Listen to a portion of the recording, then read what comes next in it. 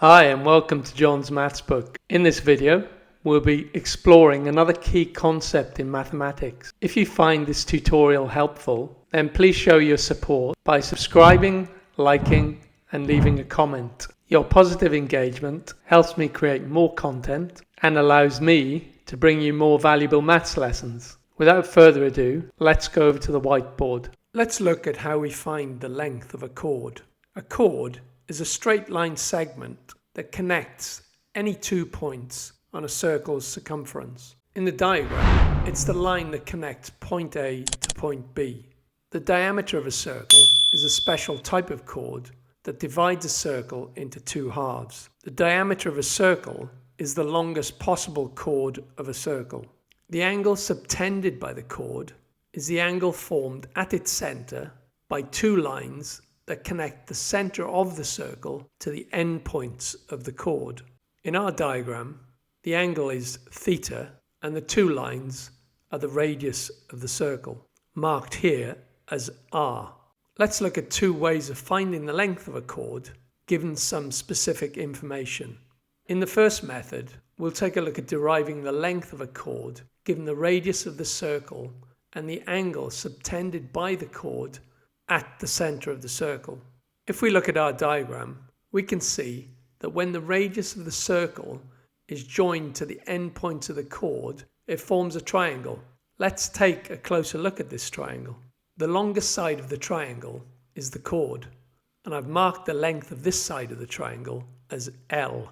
The other two sides of the triangle are equal in length, with the other two sides equal to the radius of the circle, which we've called R.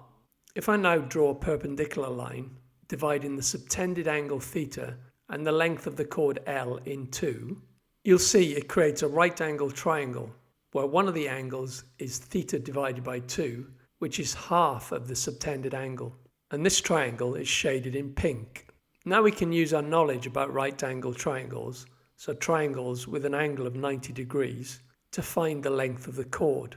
So the hypotenuse of the triangle, so that's the side opposite the 90-degree angle, is the radius of the circle. So the hypotenuse is equal to r. And the opposite side, so that's the side opposite the angle of theta divided by 2, is equal to the length of the chord divided by 2.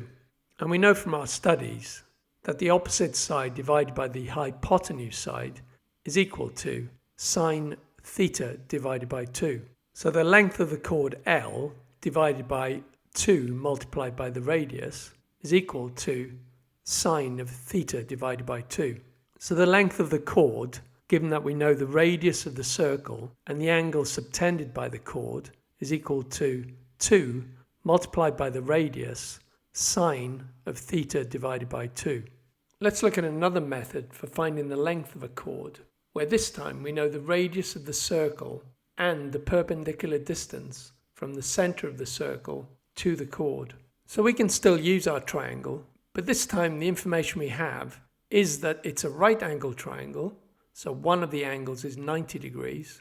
One of the sides is the radius of the triangle, so in this case r, and the other side is the perpendicular distance from the center of the circle to the chord, the length of which is known, and I've marked it as D. So the triangle we are interested in is shown here in pink. We know two sides of this right angle triangle, and from our studies we can use Pythagoras' theorem to find the third, which in this instance will be half the length of the chord.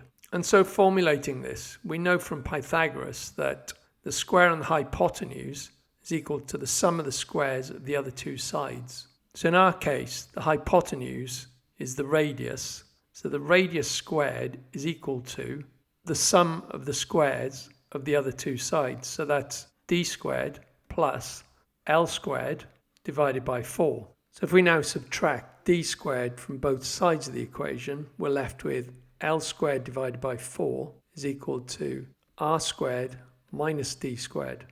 And simplifying further by multiplying both sides of the equation by 4 gives L squared is equal to 4 into the bracket of R squared minus D squared. And taking the square root of both sides of the equation gives us the length of our chord.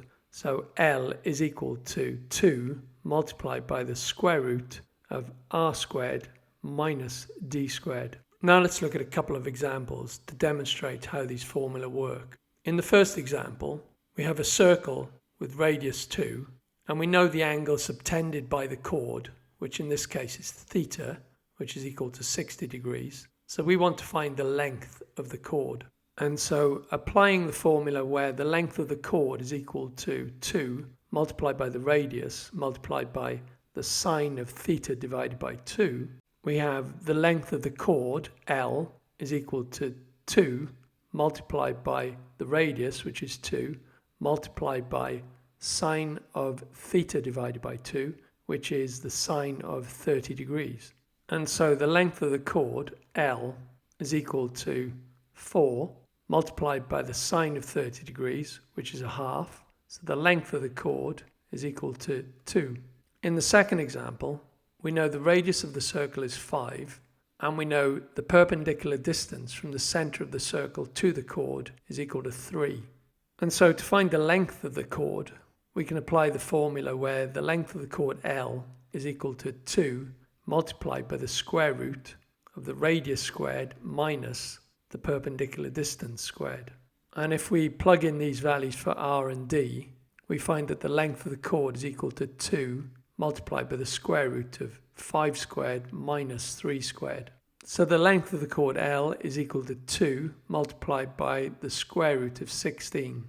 And so L is equal to 8.